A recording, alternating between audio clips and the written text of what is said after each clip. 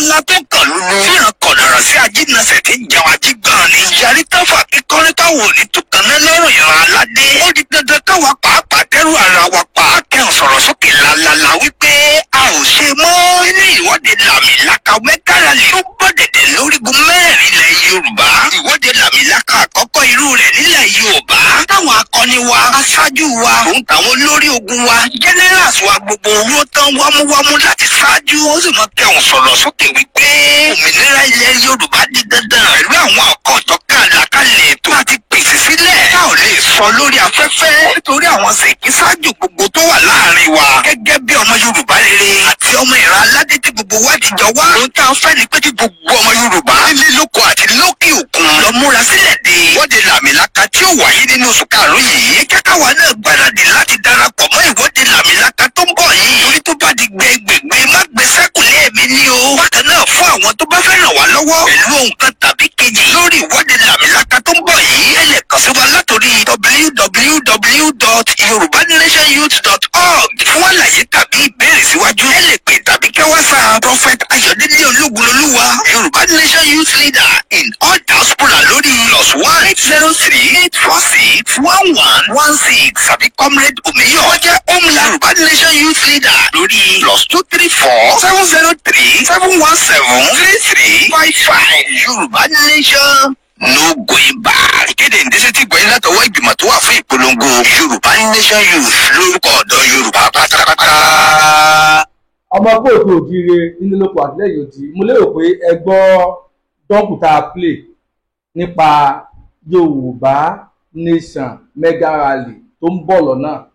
ẹ lọ́ mọ́ gbáradì, ẹ lọ́ mọ́ múra láìpẹ́ láì jìnnà mega rally náà àkókò náà yóò jáde tẹ̀dígbọ́. àwọn ọmọ kóòtù òjire kí ló máa ń ṣe àwọn ọmọ Yorùbá kan tó jẹ́ pé àìrìnà bóyá àtìtì rìnà ni bóyá ọpọlọ wa lọ ni. a ti mọ̀ wípé nǹkan tí ó ń ṣẹlẹ̀ lóde Nàìjíríà gbogbo ara mọ̀ wípé nǹkan tí ò dáa ni. kí ló wá jẹ́ wípé àwọn ọmọ Yorùbá kan wọ́n tún mọ̀ wá ìròjú ráyè wọ́n mọ̀ wá kiri nígbà tó ti mọ ibi tó yẹ kí wọ́n tọ̀. mo ní ohun ọ̀nkù wa kan tí wọ́n ń pè ní Délé Fásórántì. ọ̀rọ̀ tó sọ nú ohun yìí òun náà ti mọ̀ pé àwọn pípù gangan ni wọ́n ń dà wá láàmú lórílẹ̀-èdè Nàìjíríà àti ilẹ̀ Yorùbá. àwọn Fúlàní àtàwọn Haúsá àtàwọn Mándìtì òun náà mọ̀ nínú ọ̀rọ̀ tó sọ. kí ló wá dé? ó pè é lọ́mọ Yorùbá, ó pè é lọ́mọ kóòtù òjíire. ṣé lọ́sọ̀ pé èdè tòun di ni àbí ojú ẹ̀ fọ́?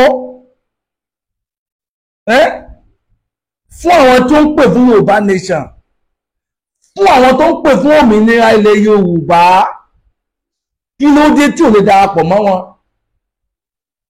ọmọ kóòtù òjíire màá pè ohun náà fún yín ájòfìtì ara gbọ́ gbogbo ọ̀tọ̀ sọ mẹ́ pátápátá.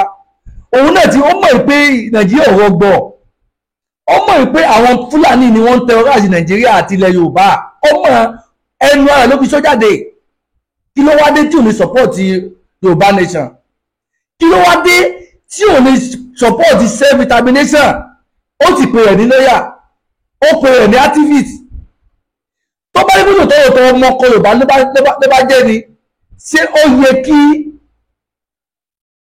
ọmọ jà fún ìran ẹ̀ nígbà tó ojú ẹ̀ ti rà tó náà ti ní nǹkan tó ń ṣẹlẹ̀, tó náà ti rí pé àwọn Fúlàní ni wọ́n ń terrorize wa, àwọn ni ò jẹ́ ká rí mú mí, àwọn ni ò fún ọlọ́kọ̀ọ́balẹ̀ ilẹ̀ Yorùbá, àwọn ni ò jẹ́ kí eku ké bí eku, àwọn ni ò jẹ́ kí ẹyẹ ké bí ẹyẹ, àwọn ni ò jẹ́ kí ọmọ ènìyàn fọ̀n pé ọmọ ènìyàn. kí ló wá dé tí ò wá lè support movement yìí?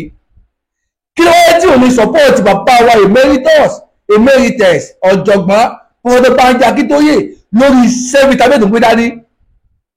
kí ló dé tí ò ní support bàbá wa Sunday Adéníyì Adéyẹmọ lórí ariwo Yorùbá rẹ̀ tí wọ́n pa nígbà tó jẹ́ pé ìpà táwọn Fúlàní ń pa wá náà ló fà á tí bàbá wa Sunday Adéníyì Adéyẹmọ ń pa Yorùbá Nation?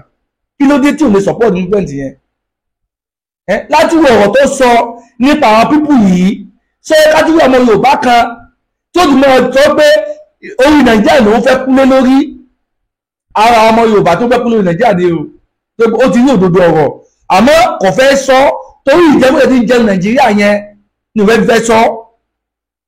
àwọn ọmọ kóòtù òjire kí ló ń dà wá láàmú kí ló ń ṣe wá gan-an kí ló ń ṣe wá gan-an àti lójú àjọ ọmọ ìyá ìlójú ẹ̀dùn wa kiri kí ló ń ṣe wá gbogbo àwọn pípù yìí àṣírí ti tú àṣírí òpó mọ́ àwa ni gẹ́gẹ́ bí ọmọ kóòtù òjire àwa ni ká fìbọn ṣọ̀kan láàrin ara wa káyọ̀dé gba àwọn ẹ̀rọ lọ́wọ́ wọn ká kó nínú mẹ́sì tá a wà yìí torí mẹ́sì la wà tábà ní pa fúnra wa inú mẹ́sì la wà ní Nàìjíríà inú oko ìpànìyàn la wà ní Nàìjíríà ẹ jẹ́ ká ìdè fìbọn ṣọ̀kan láàrin ara wa ká kó lábẹ́ wa Nàìjíríà tí wọ́n táwọn kan pe àwọn yìí wa Nàìjíríà kò lè mú nǹkan gidi wá fún wa ẹ mẹ́ta ká pa fúnra wa sọ wáyé ká bá wú àwọn èèyàn wọ̀nyẹn báyìí tí ó pọ̀ ọmọ Yorùbá sọ yẹ kádùmọ̀ bá wọn nínú ìbàjẹ́ Nàìjíríà nínú ìfọwọ́sowọ́pọ̀ Nàìjíríà nínú àbúkù Nàìjíríà àwọn náà ti rí pé òdodo ni ariwo tá à ń pa elépe àràbọ àwọn pípì lórí ìwà táwọn pípì wọ́n rù lé wa lórí òun nígbà láti ń pariwo láti tó pé àfẹ́ ṣe Nàìjíríà mà àwọn náà rí náà wọ́n sọ́dọ̀ wẹ máa pè fún wa àfẹ́dá wa gbọ́ obìnrin tẹ̀ ń wà tẹ̀ ń gbọ́ mi ẹ bá wa pé ètò yìí kọ́ lọ dáadáa gbogbo fàyà ẹ ti mú mi láti bá subscribe to YouTube channel wa ẹ bá wa subscribe lórí channel náà torí nígbàkigbà tá a bá drop fídíò ẹni àwọn akọ́tọ̀ ẹ̀kọ́ mọ́ rí fídíò wa òun ni àfihàn kẹ bá wa tẹ̀rín gíbẹ̀ nìyẹn ṣe ti gbọ́ ọmọ Yorùbá gbogbo ọ̀tá mú wa fún wa yìí ọ̀rọ̀ ìsìtì ni ọ̀rọ̀ ìtanijí ni kálẹ̀ bá mọ ìṣẹ̀lẹ̀ burúkú tí ń bọ̀ nílẹ̀ Yorùbá ó wá ti mọ̀ pé ìṣẹ̀lẹ̀ burúkú tí wà nílẹ̀ Yorùbá délẹ̀ rẹ̀ di àwọn Fúlàní ò fi wá lọ́kàn balẹ̀ wọn ò jẹ́ ká rí mú mi gbogbo inú ọkọ̀ pátá làwọn Fúlàní sọ̀ráǹdì o làwọn tẹ́rẹ̀sì sọ̀ráǹdì gbogbo inú ọkọ̀ lè Yorùbá pátá ni wọ́n ti sọ̀ráǹdì tí bàbá ọkùnrin àyí náà ti mọ̀ òun náà mà kí ló dé tí ò lè sọ̀bọ̀ movement Yorùbá nation yìí tí ẹ̀rọ kákùn Nàìjíríà ni àwọn kan tó pè Nàìjíríà wọ́gbọ́ kákùn Nàìjíríà ẹ̀yẹ́ tó pé lálá Nàìjíríà fẹ́ kúlé lórí ara wọn náà ni mo fẹ́ pè fún wa yìí ara àwọn tó fẹ́ kúlé Nàìjíríà la mo fẹ́ pè fún wa yìí tó òun náà sọ òdodo gbogbo òun tó fẹ́ pè fún wa yìí òdodo ọlọ́sọ́ bẹ́ẹ̀ òun náà ti mọ̀ pé àwọn pípù ní terrorize wa kí ló wá dé tí ò lè support movement tá a gbé dání yìí kí a jọ fi wọ́n sowọ́pọ̀ òun là ń fẹ́ ìṣọ̀kan la nídìí lọ́ta wáyé ìṣọ̀kan gbogbo ọmọ kóòtù òjò la nídìí ìṣọ̀kan wa la nídìí lọ́wọ́ tá a wáyé ẹnì kan ò lè dá ṣe ìgídé ò lè dá gbó ṣe láéláé báwọn kan bá ń gbé sókè ẹ̀yìn kan ẹ̀yìn náà ẹgbẹ́ ẹ tì wọ́n lẹ́yìn pé kẹ́dọ̀gbẹ́ dókè ẹ mọ́tò kọ́ńtẹ̀ mọ́ wọn mọ́ kí ló dé kí ló ń ṣe wá ọmọlúwàbí ló pè wá ọmọlúwàbí ló pè wá ẹ má jẹ́ kí n sọ̀rọ̀ jù ẹ jẹ́ kí n plé ọ̀rọ̀ tí ọ̀nkù wa Délé Fásóyàn ti sọ ọ̀rọ̀ tó wọ́n sọ ẹ jẹ́ kí n plé fún wa kí àtúbí dára wa gbọ́ ẹ̀wọ́n lè ti mọ̀ fáwọn pípọ̀ ní terrorize wa wáyé tó wà lè support movement yìí wáyé tó lè support Yorùbá nation tó jẹ́ pé ariwo Nàìjíríà ló ń pa ó ti pẹ́ ní activist ó pẹ́ ní ajàfẹ́tọ̀ọ́ ọmọ ènìyàn ó dúpẹ́ ẹ̀rín lọ́yà ó dúpẹ́ ẹ̀rín lọ́yà kí ló wá ń ṣe ọ́ tí lọ́yà tiẹ̀ kọ̀ pé ìyá ń jẹmọ Yorùbá ní Nàìjíríà ni tí ajàfẹ́tọ̀ọ́ ọmọ ènìyàn tiẹ̀ kọ̀ pé ìyá ń jẹmọ Yorùbá ní Nàìjíríà ni tí kò mọ̀ ní kí ló ń ṣe àwọn ọmọ Yorùbá yìí gan ní ká jí lójú wọn náà ẹ jẹ́ ká kò dídò iṣẹ́ ọmọdé Nàìjíríà ti finish ó ti tẹ́ pátápátá kò sí nǹkan abẹ́tí Nàìjíríà mọ́ ẹ má fi ẹ̀kọ́ tẹ́lẹ̀ fún wa jẹmọ́ ojúkú wa ti là Nàìjíríà kò lè mú kékeré wá fún wa ẹ̀tàn irọ́ lásán Nàìjíríà gbé dúró orí Nàìjíríà gbé dúró irọ́ lásán ló gbé dúró ẹ wá gbọ́ ọ̀rọ̀ náà lọ ẹ jẹ́ ká wọ́n gbọ́ lọ. So as I started thinking about this, I narratives offered by Kawu Baraje, former National Secretary, I believe, of the APC. This is reported in Business Day of the 2nd of August, 2022. Baraje was speaking at the occasion of his 70th birthday, and he said, on record, that in the lead up to the 2015 election, they, as the APC, imported Fulanis from Sierra Leone, from Mali, from Senegal, from Djibouti, and from Chad. Ọmọ ìpè láti ní gbogbo bíkíbi wọ́n ti report àwọn Fúlàní wọnú Nàìjíríà. Ẹgbọ́n ọdún tó dáadáa o, Mali, Niger, gbogbo táwọn Fúlàní wà pàwátá ibẹ̀ ni wọ́n ti pè wọ́n wá nínú Nàìjíríà. Òun náà ti gbọ́ ọmọ kí ló tó wá ń ṣẹlẹ̀ tí ò wá lè sọ́bọ́ mẹ́ẹ̀dì ká kò ní Nàìjíríà. Tó tó wá ń ṣe wọ́n kí ló ṣe àwọn wọ́n kù wáyé tó pe rẹ̀ ní ajàfẹ́tọ̀ọ́ ọmọ ènìyàn. Ṣé eléyìí ń tàbẹ́tọ̀ọ́ ọmọ ènìyàn báyìí? Tí bá ń tàbẹ́tọ̀ọ́ ọmọ ènìyàn wáyé tí ò lè jà fún rẹ̀? Wáyé tí ò lè gba ìyẹn lẹ̀ lọ́wọ́ àwọn Fúlàní tí ń pa wá tó ń jí wá gbé? Ọmọ kòtò kiri. Ó ti pe ẹ̀ lọ́mọ ó pe ẹ̀ ajàfẹ́tọ̀ọ́ ọmọ ènìyàn àmọ́ ìyá ń jà àwọn ọ̀rẹ́ ẹ̀ kọ̀fẹ́ jà fún wa àbí ọbẹ̀ ká kú Nàìjíríà àbí? It was very specific. He did not mention any other ethnic nationality. He spoke specifically of the Fulani. He said they imported Fulanis from Sierra Leone, Mali, Senegal, Niger, and Chad. I'm not sure if we had influxes from Equatorial Guinea or if the ones in other parts were equally invited, for it was specific. And in 2015, a rabid Fulani redentist and a Muslim fanatic was elected president of Nigeria. Ọmọ Yorùbá jẹ́ gbọ́ ara yóò tá ń pa fún látẹ̀yìn wá lélẹ́yìí o.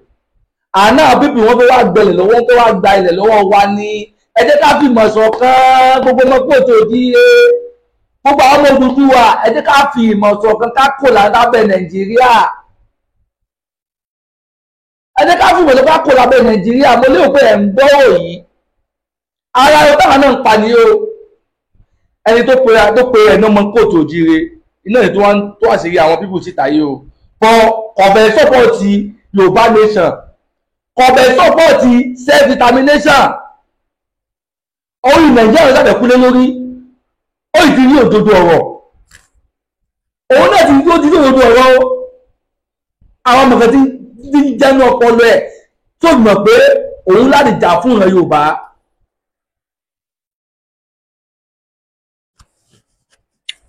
Baraje was very, very clear in also saying that the people they invited, they also harmed. Let me repeat myself. Go to the Business Day newspaper of August 2, 2022. I am quoting Kawu Baraje. He was part of the foundation of the APC. He was the fractional chairman of the breakaway PDP. That was part of the foundation of the APC. There are recorded confessions on TikTok, on YouTube, almost every social media platform. You'll find Fulani people telling you. There's one particular one I watched myself, where the guy was like, look, AK-47, that they don't use it to shepherd their cows, that these were given to them. He was specific in saying that. He's on record.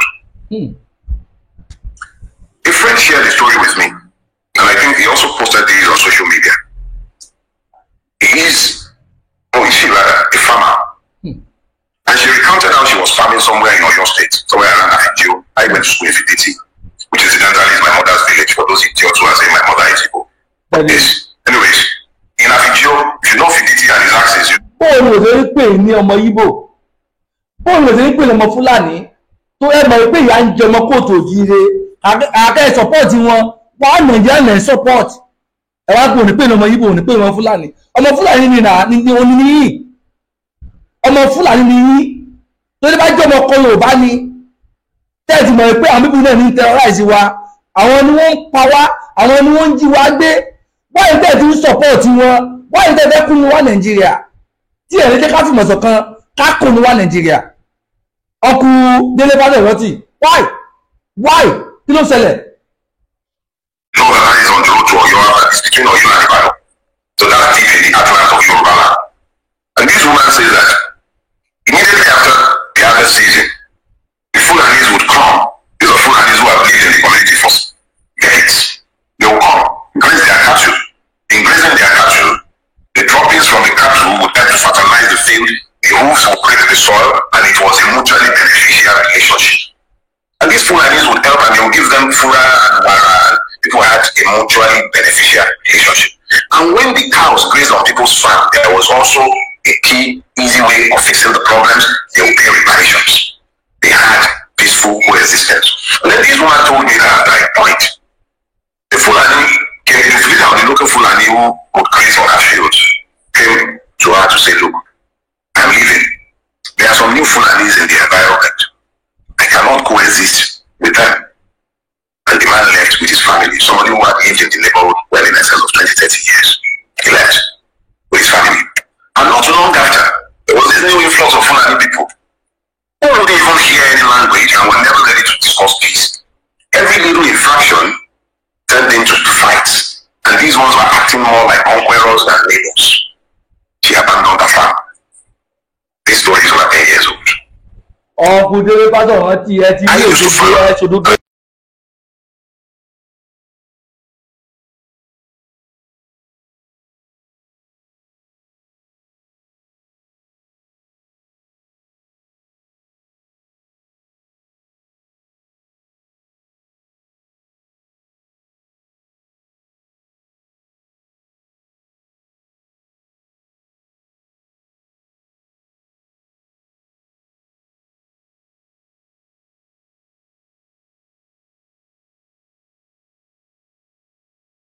Ẹdún òdodo, why tẹ́lẹ̀ sọ́bọ̀ nígbà Yorùbá nation, why? Gbogbo Nàìjíríà náà ní sá oyún ìdílé àìní Nàìjíríà òdodo ẹni mọ̀ fáwọn pípọ̀ ní terrorize wa. Àwọn ni wọ́n dà wá láàmú lórí ilẹ̀ Yorùbá. Àwọn ni òjò kárí níní, kí ló wá dé? Kí ló dé tí ẹ lè support movement yìí? Kí ló dé tí ẹ lè support bàbá wa Bọ́lá Akíntóyè? Kí ló dé tí ẹ lè support bàbá wa Sunday Adéníyì Adéyẹmọ àti àwọn ọlọ́pàá tí wọ́n fẹ́ kí ilẹ̀ Yorùbá gbàdú sílẹ̀? Gẹ́gẹ́ bí ajàfẹ́tọ̀ọ́ ọmọnìyàn tẹ́ pé ayín Uncle Dele Fasoranti, kí ló ṣe yín? Ẹ má yọ ọmọ àlè náà, ẹ má yọ ọmọ àlè akótilétà, ẹ má yà á. For those of you who are familiar with that farms in Telebomi and Abuja, just behind Abuja farm settlement, I had cocoa farms running into tens of acres. I was forced to abandon my farm over 10 years ago because of Fulani activities in the labor. Ṣé gbogbo nǹkan táwọn Fúlàní ìṣẹ́fẹ́ yìí náà pé torí Fúlàní ẹ àbádọ́nu fáàmù yín, torí Fúlàní ẹ àbádọ́nu fáàmù yín, so wá yẹ kẹ́ kí máa support wà ní Nàìjíríà pẹ̀lú nǹkan tó ti ní ìtẹ̀yìn gẹ́rí lọ́wọ́ àwọn pípù yìí. Kí ló ṣe tẹ́ ti support wà Nàìjíríà tí ẹ lè support self determination, tẹ́ ẹ lè support Yorùbá nation ká gba òmìnira kí ẹ̀kọ́ wá lè bá a balẹ̀. Tí ẹ bá support movement tá à ń ṣe yìí, tí a bá gbòmìnira gbogbo wàhálà ọ̀rọ̀ tẹ́yìn náà sọ yìí pé torí àwọn pípù yìí ẹ àbádọ́nu fáàmù yín, fáàmù tẹ́ ń ṣe ẹ àbádọ́nu ẹ̀ ṣe mọ́, ṣé tẹ́ bá dá dúró ẹ yóò mọ̀ bọ̀ láti dáko ni. Uncle Dele Fasoranti, ṣé ẹ yóò mọ̀ bọ̀ láti dáko ni? Ẹ support movement ẹ má yọ ọmọ àlè.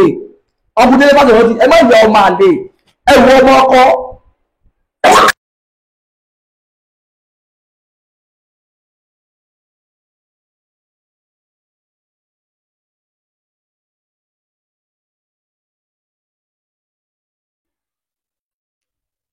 President, nothing ever happens to them.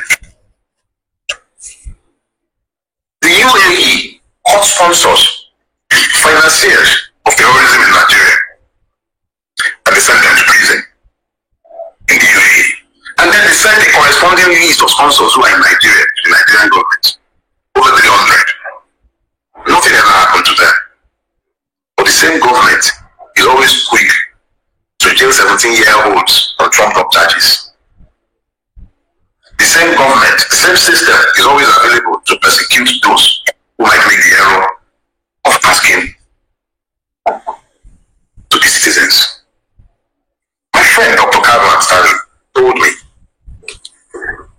almost on a daily basis, somebody is killed on the plateau. That 164 settlements on the plateau have been taken as conquered territory, resettled by Fulani marauders after the indigenous people have been taken off the land. A person told me how she gave up a mining license, or at least her interest in the mining license, when she found out that for her to be able to work the concession she was given, she would have had to be in bed with terrorists who are usually employed in the mining industry to drive out the indigenous people from the land holding the resources. And we still begin to ask, where are the cows? Dr. Kaufman told me that there is a base for Fulani terrorists in the tri-state area, Benue, I think this is between Benue, Nasarawa, and Plateau, somewhere.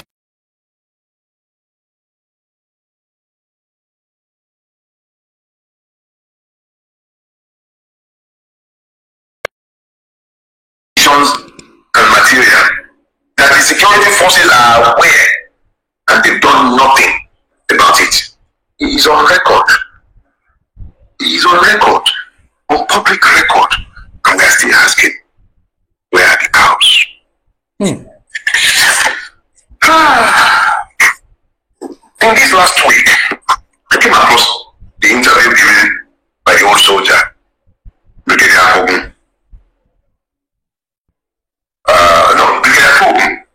He was on Edmond Obido's show, and he was talking about his experience as the Amotekun Corps commander in Oyo State. General Togun spoke of difficulties and challenges that were placed on his path by those who were determined to ensure that he did not succeed as a Corps commander. He spoke extensively, very extensively, about how he was prevented from recruiting certain classes of personnel.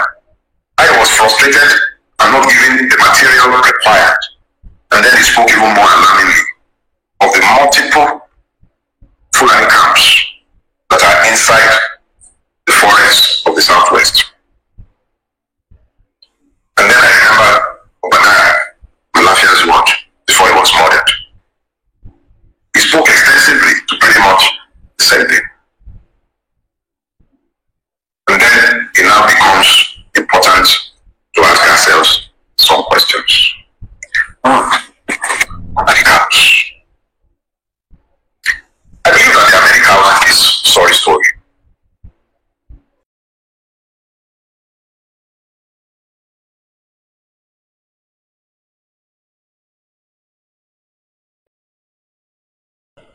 I see pictures coming out of Pocos. I see multiple pictures coming out of the Middle Belt.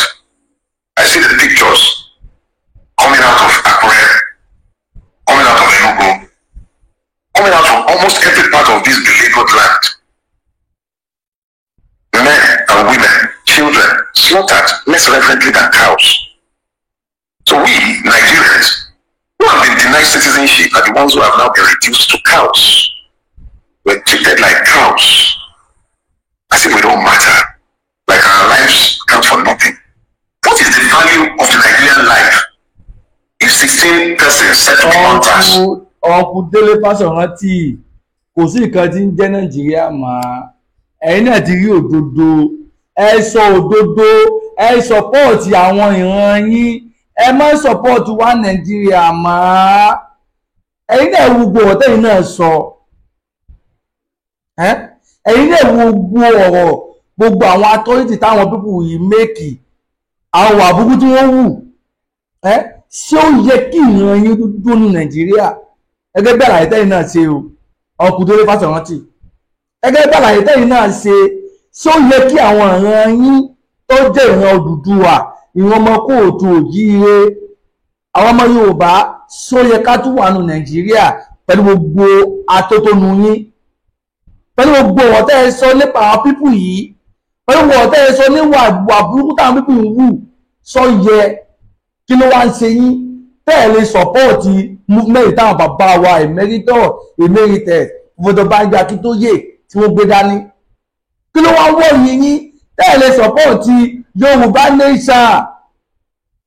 Ọ̀gùndélé Fásọ̀rántì kí ló ń wọ̀ yìí gan tẹ́ bá dẹ́gbẹ́ lóòótọ́ ọmọ ọkọ Yorùbá ni yín ó yẹ kẹ́yìn náà ti mọ̀ pé Yorùbá nation ni solution ó yẹ kẹ́yìn ti mọ̀ pé self-determination ni solution gẹ́gẹ́ bí ajàfẹ́tọ̀ọ́ ọmọnìyàn tẹ́ ẹ pera yín àti lóyà tẹ́ ẹ pera yín kí ló ń da yín dúró kí ló ń da yín tó tẹ̀ fi ní support self-determination.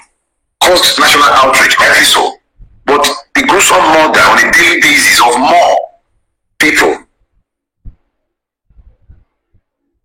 has been normalized as though they are not humans.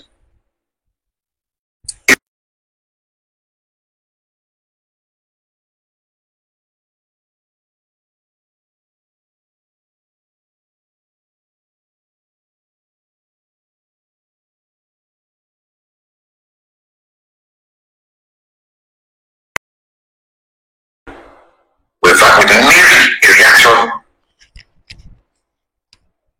and we are still asking, who are the cows? Apparently, the Nigerian is less than a cow in the eye of the Nigerian state. Much less than a cow. When they ask where are the cows, maybe we should begin to look. Abẹ́rẹ́ màálù wa ní values ọmọ èèyàn ni lọ màálù làṣẹ́làṣẹ́ ó tún ní values ọmọ èèyàn lọ Nàìjíríà ẹ̀rọ ní ká má kó nínú ìlú yẹn ìlú dẹ́ pé màálù ní values fún ọmọ ènìyàn lọ wọ́n value màálù ju ènìyàn lọ ẹ̀rọ ní ká má kó ìwọ́lẹ̀ pa gbogbo ẹ̀yin ọ̀dàlẹ̀ mọ́ kóòtù òjíire tí ẹ̀fẹ̀ ká bọ́ lóko ẹrú iṣẹ́ bárálẹ́ bá ní kó dáa fún yín aláwọ̀ ní kó dáa fún yín. The government houses for the cows because even if you hate us so much, you need to worry that the country you are pretending to govern has been turned over to foreign invaders who are brought in for political purpose. How long do you think this cycle that you have energized is going to last before there is a grow up? Exactly how long do you reckon it's going to last? Everywhere you turn, people are being slaughtered. So I would like to say like cows, but the cows will appear to have privacy over human beings in Nigeria that has been built under the word of the APC. There is nobody else to blame for this. This is on the table of the APC. This is not just about Tinubu, it's not just Tinubu, it's the APC. Everyone, when I say APC, a lot of those who are responsible for this. My brother, forget that thing. Forget the APC. At APC, at the PDP, ìkànnà ni wọ́n yàtọ̀ kankan ni wọ́n àti APC àti PDP ìkankan ni wọ́n ẹ má polówó PDP fún wa tó yà ní omi tẹ́ ń lọ ọ̀rọ̀ ìfẹ́ ìbàdàn ìfẹ́ tó bọ̀ ti sẹ́bìtà mẹ́rin.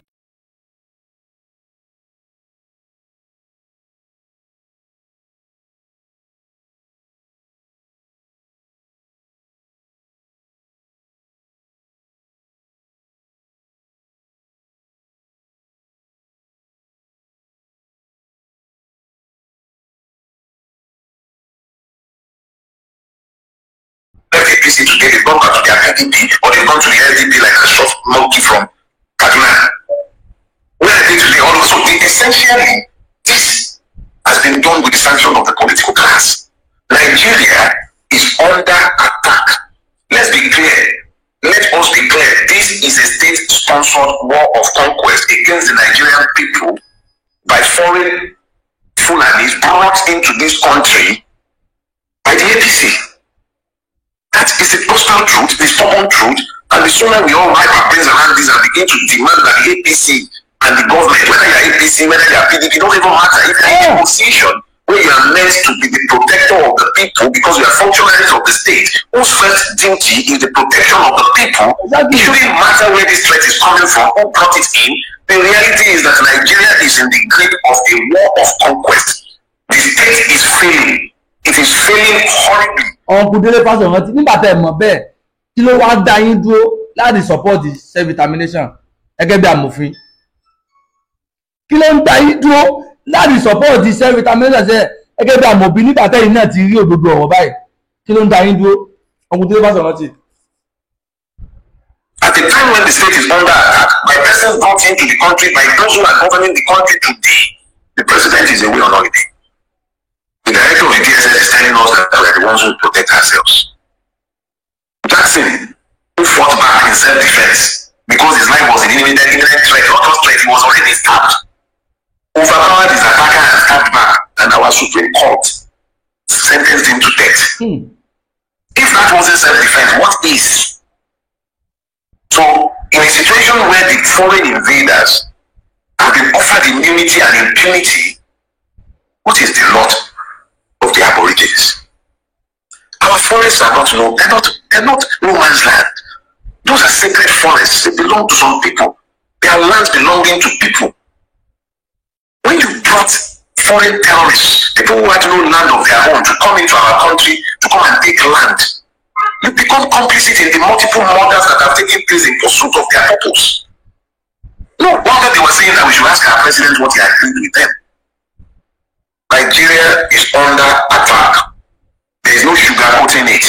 These are foreign Fulanis who are not aborigines to Nigeria, who sees Nigeria as their patrimony, and they have been brought into the country. Nígbà tẹ́ ẹ mọ̀ bẹ́ẹ̀, ẹ support self-determination Uncle Dele Fáṣọ̀rántì. Nígbà tẹ́ ẹ mọ̀ pé àwọn Fúlàní ni wọ́n wà ní behind àwọn ẹgbẹ́ Nigeria government, ẹ support Yorùbá ká kò lábẹ́ Nigeria.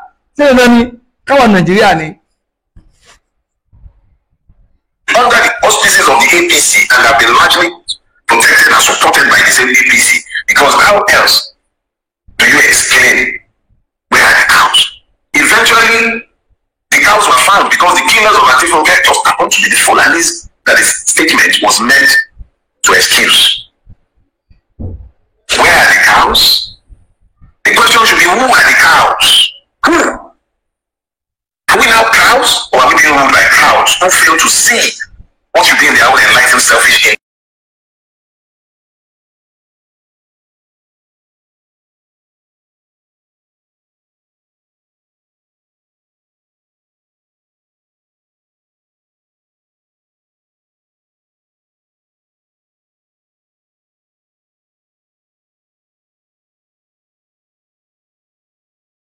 Oníkálùkù wa bá ṣe kalẹ̀ ní ògbọ̀n òyìn wa, òun là fi ń sọ fún yín pé ṣẹ́ nígbà tí ẹ ti rí òtẹ́ ti mú òdodo ọ̀rọ̀ ẹ má support Nàìjíríà mọ́, ẹ jẹ́ ká jọ fi ìmọ̀ ṣọ̀kan ká gba àwọn ọ̀ràn wa kalẹ̀ nínú Nàìjíríà ká ló mọ́ dá ìjọba tàwa náà ṣe fún ara wa ẹlẹ́bẹ̀ orílẹ̀-èdè wa gangan àwa ìta ń ṣe fún yín nìyẹn Uncle Dele Fáṣọ̀rántì.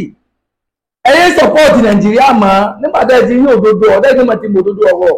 Kí ló ń da yín tó, kí ló ń ṣe yín, kí ló ń ṣe yín tẹ́lẹ̀ support nígbà tí táwọn bàbá gé dání, táwọn bàbá gé tó gbé dání, why?